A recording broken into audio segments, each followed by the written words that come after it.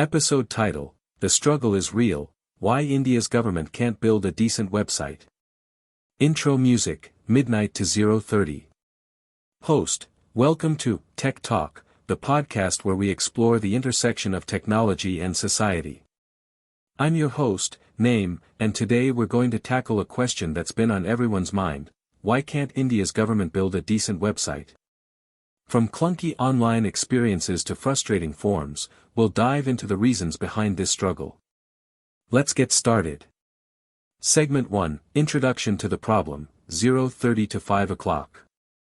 Host: If you've ever tried to access government services online in India, you know how frustrating it can be. Slow loading times, outdated designs, and confusing navigation are just the beginning. But why is this the case?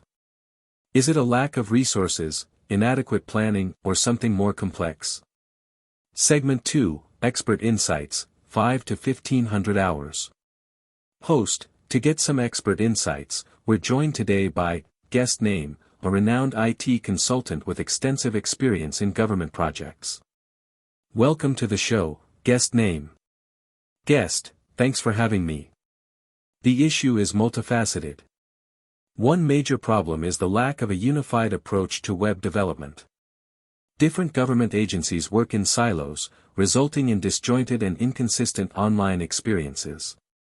Host: That's interesting. What about the role of bureaucracy and red tape? Guest: That's a big one. The Indian government's procurement process is notoriously slow and cumbersome.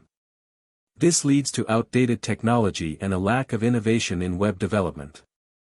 Segment 3, Real-Life Examples and Solutions, 1500 hours, 25:00. Host: Let's take a look at some real-life examples. The Indian Railways website, for instance, is a nightmare to navigate. And what about the Income Tax Department's website, which often crashes during peak filing seasons? Guest: These are just a few examples of the many challenges facing India's government websites. To improve, the government needs to adopt a more user-centric approach, investing in modern technologies and streamlining processes. Host: It's clear that there's a long way to go. But with the right approach and mindset, India's government can build websites that are efficient, user-friendly, and effective. Thanks for sharing your insights, Guest Naeem.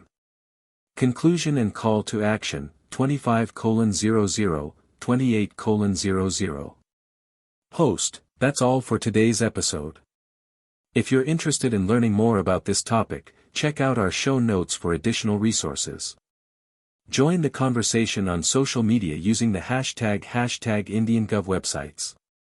And if you have any suggestions or ideas, please share them with us. Thanks for tuning in, and we'll catch you in the next episode. Outro music, 28:00, 29:00.